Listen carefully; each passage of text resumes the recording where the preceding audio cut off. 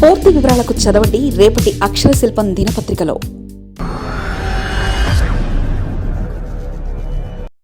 అసలుకే ఎసరొస్తుంది బాసు. తెలంగాణ కాంగ్రెస్లో ఈ తీరు ఇబ్బందే. 2 ఏళ్లకే హస్తం రాజకీయ పార్టీ అస్తవ్యస్తం. లోపం ఎక్కడుందని కూడా వెతకలేని కాంగ్రెస్. తెలంగాణ పార్టీ ఆవిర్భావం తర్వాత దాదాపు 10 ఏళ్ల తర్వాత కాంగ్రెస్ పార్టీ తెలంగాణలో అధికారంలో కూర్చుంది. ఆ అధికారం దగ్గర నుంచి రేవంత్ రెడ్డి సర్కార్ చాలా వరకు మంచి కార్యక్రమాలు చేస్తుంది.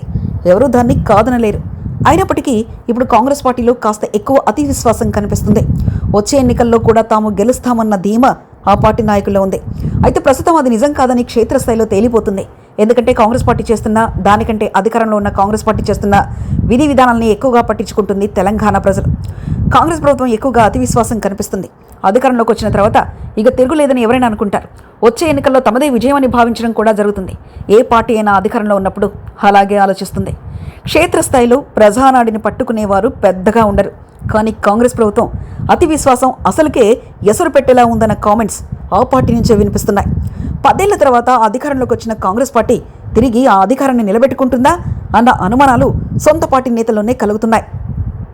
2 ఏళ్లకే ఈ పరిస్థితి ఉంటే రానున్న కాలంలో ఎలా ఉంటుందనేది అంచనా వేయడం కష్టం. జీవన్ రెడ్డి పార్టీ నుంచి వెళ్ళిపోవడం ఎవరు అవునన్నా కాదన్నా పార్టీకి అంతో ఇంతో నష్టమే.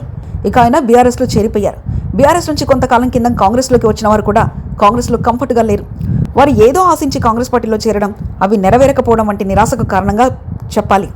పటాన్చెరు ఎమ్మెల్యే గూడ మహిపాల్ రెడ్డి బీఆర్ఎస్ నుంచి కాంగ్రెస్లో చేరారు.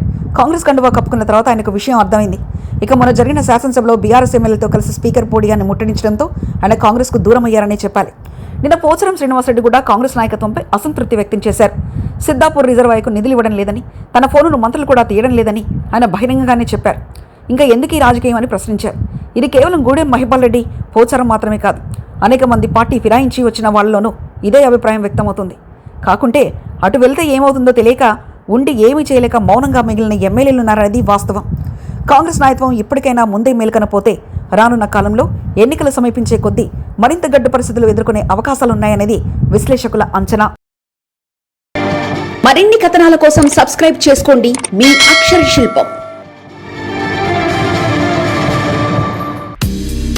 పూర్తి వివరాలకు చదవండి రేపటి అక్షర శిల్పం దినపత్రికలో.